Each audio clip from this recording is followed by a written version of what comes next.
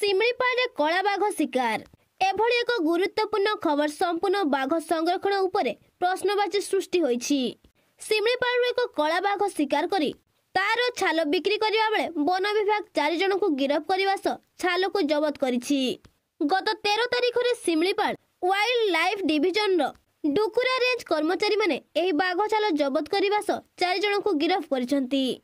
ଗିରଫ ବ୍ୟକ୍ତିମାନେ ଶିମିଳିପାଳ ପାଦଦେଶର ବଣିଆ ଧରା ଏବଂ ଯୋଗନୀ ଖୁଣ୍ଟା ଅଞ୍ଚଳର।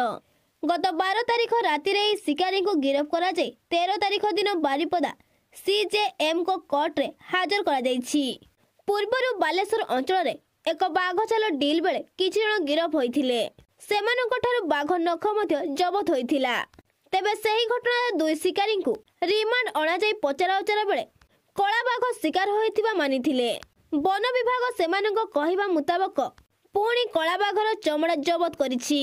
ଏମାନେ ଗତ ନଭେମ୍ବର ମାସରେ ଏହି କଳା ବାଘକୁ ଶିକାର କରିଥିବା ଜଣାପଡ଼ିଛି।